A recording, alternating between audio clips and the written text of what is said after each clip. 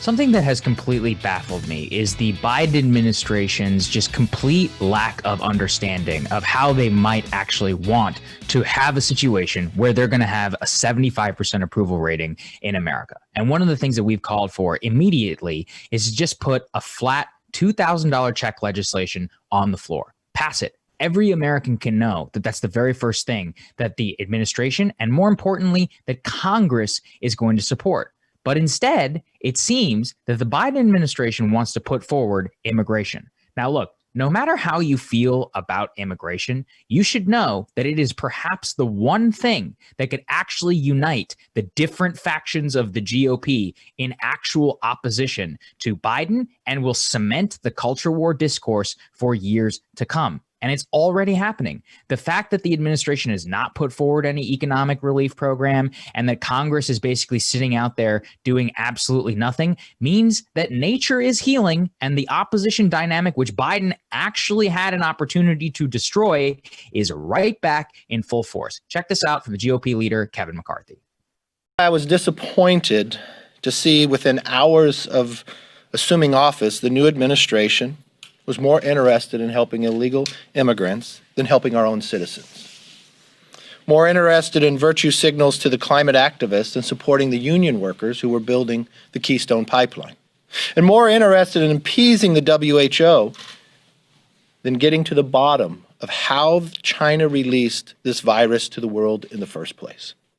And so now the culture war reigns king. And they say, we talked about it yesterday, we may not even have COVID relief on the floor until March, which means that right now the GOP, which I've said here before, is actually on the verge of possibly breaking, given the irreconcilability between the QAnon wing and the Stop the Steal wing and the Liz Cheney, Mitt Romney types, can now actually be united in opposition when they really could have been actually broken apart by Biden with a very simple maneuver. And the way that I know this, Crystal, is let's throw this up there on the screen from Marco Rubio, which is Marco Rubio there supporting Biden using the Defense Production Act. Marco Rubio has also said, Joe Biden, put $2,000 checks clean on the floor immediately. I'll vote for it. And as we talked about in your discussion, there are, at least 10 U.S. senators, Republican senators, on the record supporting a clean $2,000 check legislation. If you actually want to break through some of this culture war nonsense, this is the only way that it is going to happen. But they are really falling themselves flat, and they are just putting us all into this like hellish dynamic where the GOP will unite in opposition, Fox and everything will go all in on immigration. It's already everything that they're talking about on primetime Fox News. I can already see, the dynamics of 2009 and 2010 coming back. And I really believe Biden actually had an opportunity to break through it. And I just don't see it. I think it's a tremendous failure if he doesn't go through. So this is a real question of tactics. And it's funny because I see Biden making kind of the exact same tactical error that Trump made at the beginning of his presidency. Exactly. Again, I want to make it clear, I support the things that Biden wants to do on immigration. Otherwise, you have different feelings about it. But I support the executive actions. I support the immigration plan. I support all of those things. So I'm not making an equivalence between what Trump did and what Biden did. Let me just put that out there. But at the beginning of Trump's presidency, he also had this ability to, if he had brought a huge infrastructure package to the table with new projects in every congressional district across America with a huge price tag, which would have created tons of union jobs, Democrats would have worked with him on that. Exactly. That would have set the stage for a very different trajectory of the Trump administration. And you know what? The fact of the matter is he could have done all his culture war crap, his Muslim ban and his census nonsense and all this stuff that he wanted to do if he had led with the economic piece and put money in people's pockets in a really super tangible way. He could have gotten away with doing all of his red meat to the base that he wanted for the rest of his administration. I see it the same way here. Even if your priority is actually the cultural issues, even if immigration is your priority, you're actually going to have a better shot of getting those things done and not having lockstep opposition to it from the Republican Party if you're able to deliver these tangible material benefits first, so that you get a sky high approval rating, and that becomes a lot harder to resist. Now, ultimately, do I think that he would be able to still get, an immigration package through and all these things? No, I don't think that that's reasonable or realistic, but it's not reasonable or realistic now either. So you're leading with something that you're going to have lockstep opposition on before providing those tangible material benefits. It's just not a smart strategic play. I'm not saying don't do these things. I'm saying the first thing that you want to lead with is the one really specific thing that you promised.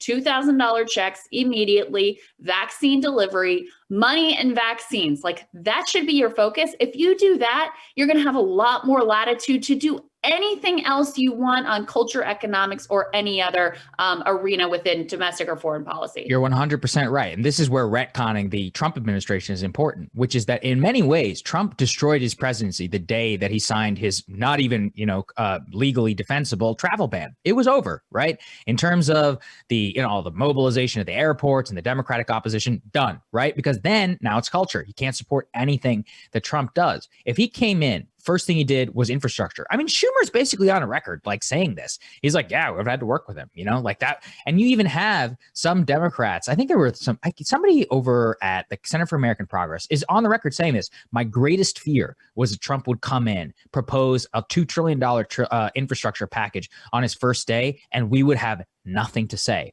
Could have realigned their parties, would have forced many Democrats in order to vote for him. If you keep these things clean and outside of the culture wars, there's no way that they could support them, or they couldn't support them. Same thing here on the checks. We now face a similar situation. And as you said, let's say, if Trump wanted to get the travel ban done, when you have 75% approval rating, 80% approval rating, then you can start feeding the base. You can start doing some of these things. Same thing on immigration. If Biden actually wanted to pass comprehensive immigration reform and actually get it through Congress, he would try to become the most successful president of all time in modern history, absent a outside shock like 9/11, and then pass it. And it would be a lot harder for a lot of Republicans in order to stand against it, at least on the margins. And that's what we're talking about here. This is a game of margins in the U.S. Senate. I see exactly what is happening, the hardening and the dynamics. Marco Rubio is already out there. I can see. I mean, obviously wants to run for president. He's like,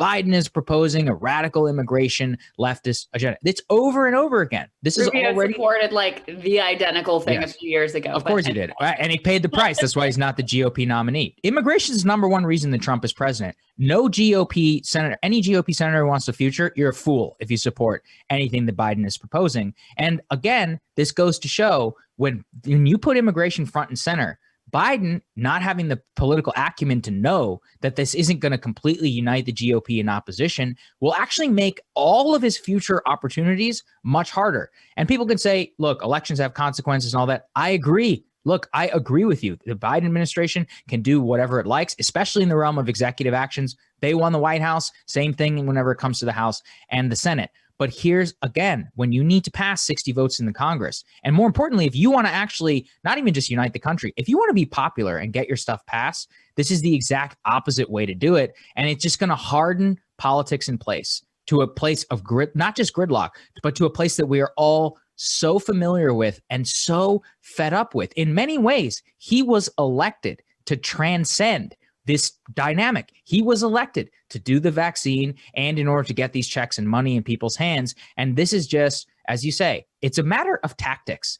But tactics matter in this case. And he's just not seemed to be learning many of the big mistakes that they made in the Obama administration. Yeah, I think that's right. I do want to say on the checks and whether even if he proposed, even if they brought a clean, just $2,000 bill to the floor, whether it would garner enough support. I do think Republicans are a little different than Democrats in that Republicans are actually willing to sustain a short-term political loss in service of a larger objective. So, for example, even though they would take on water for opposing those $2,000 checks and like completely flip-flopping in a matter of a month a month's time to being like, oh, now we've got to worry about the deficit and we can't possibly spend the money.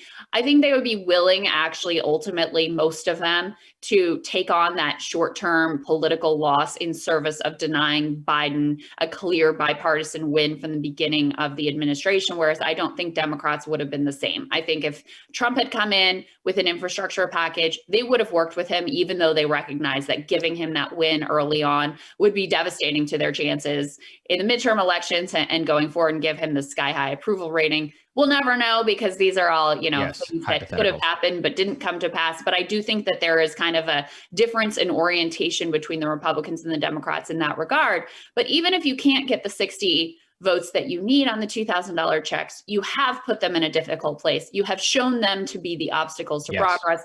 And ultimately, you still get the checks through the budget reconciliation process. You are at a much, much, much better place than the path that they seem to be charting out right now. And then finally, on immigration, I feel like maybe they haven't internalized the way that the politics on immigration have dramatically shifted since 2013, right? Because if you look last time, you say, look, they got a good number of Republican votes on a very similar plan. So we can just assume that that number of votes is still potentially there on the Republican side of the aisle.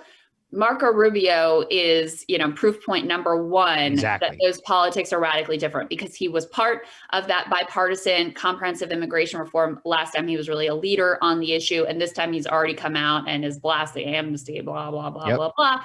So this plan has no shot of actually getting through the Senate.